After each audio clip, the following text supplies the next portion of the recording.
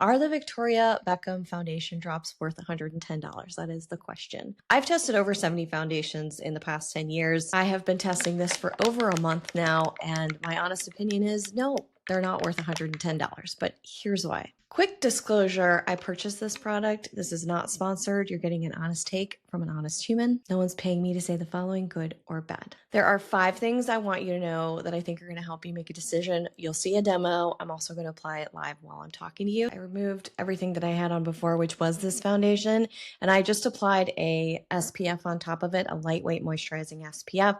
You can use whatever you have, but you definitely want to prep the skin. I have combination skin. For lighter weight options like this that are liquidy, I tend to prep with a little extra moisture. That said, I have found oil as a base to not work well with this, but I'll get into that in a second.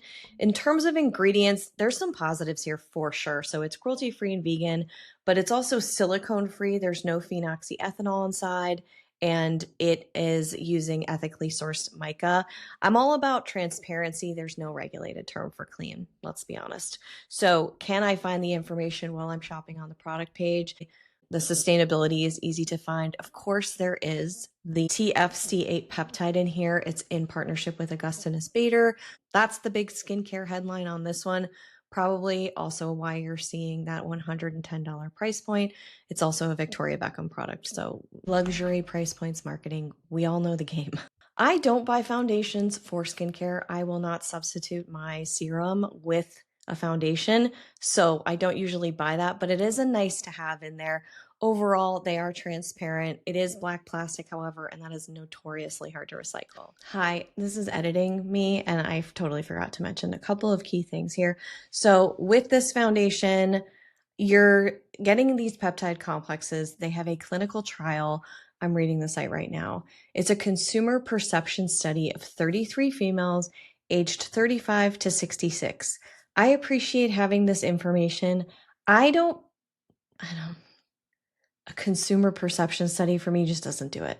That's the truth. I am 46 years old. I have studio lighting. Everybody looks better in studio lighting, but just wanted to let you know that that is my age, because sometimes you see reviews for products like this and you don't know what it looks like on mature skin. Now you know what my age is. And it's combination skin, it's sensitive skin. It can have a lot of reactions. You try 70 products or 70 foundations, thousands of products actually over 10 years, and your skin gets kind of pissed sometimes. So I was happy that this didn't disrupt my skin. The key benefits here are supposed to be seeing skin moisture. Yeah, I did. But you know what? I put on a cream and I also see moisture. I don't want to sound cynical, but I'm just giving you my honest take, okay? So bear with me. 97% saw an improvement in the appearance of fine lines.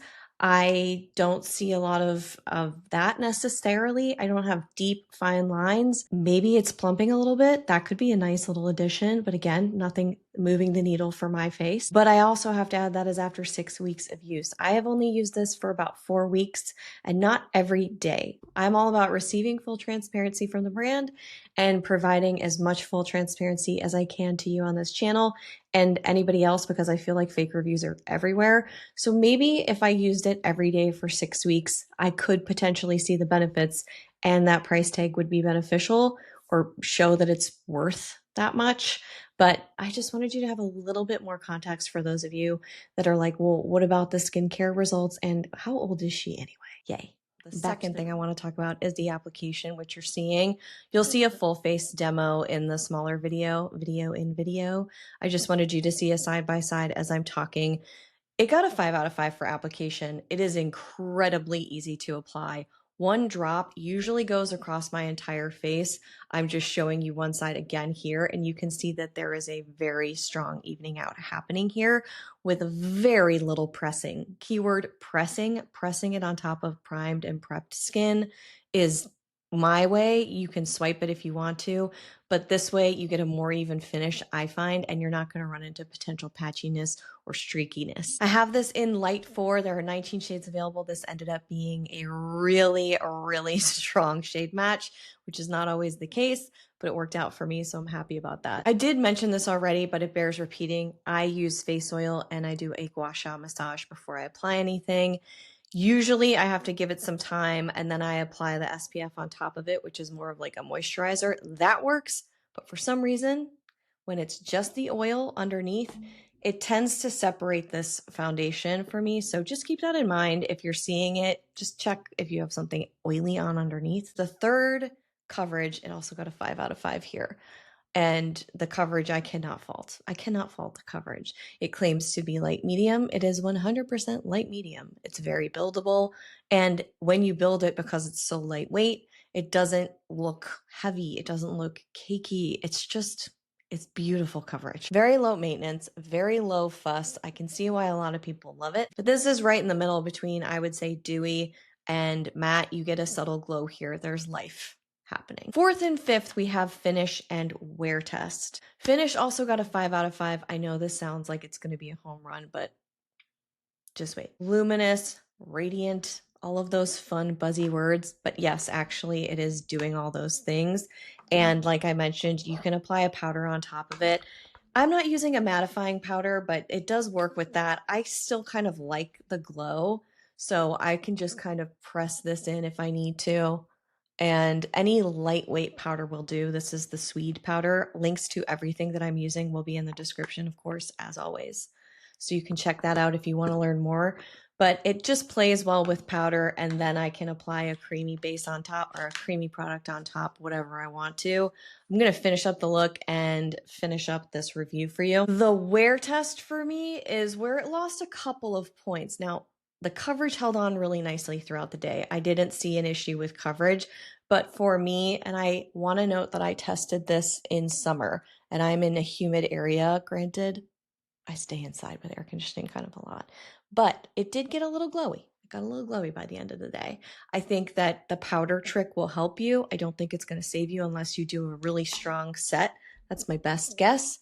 Oily skin types may want to have that powder in the mix, or maybe touch-ups in the middle of the day. Something like that I think would be helpful. The hydration boost that the peptide is supposed to give you, all of those claims, skincare claims, I'm not going to say anti-aging because I don't like the phrase, although I did just say it, but aging well claims, that did not show up for me. I tried this.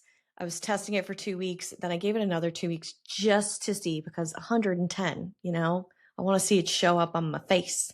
I run several wear tests and I didn't see them show up. I did not see those results show up. So that's where it lost me a little bit. But as you could tell, 555 before that, very strong performer. The reason I say it's not $110 worthy for me is because while I loved the coverage, I loved the weight of it, and I loved how fuss-free this was to apply, I have other foundations that are less than half the price of this that I also really love. If you want to see what I would buy instead, it is all updated for you back on the Style Shaker. You can check it out at any time. That's my conclusion, but still, I think this is a beautiful foundation. I get the allure of it. Still, I have others that I like just as much, if not better, for less. Let me know what you think about it and tell me what you want me to review next. I'll see you right back here real soon. Until then, bye.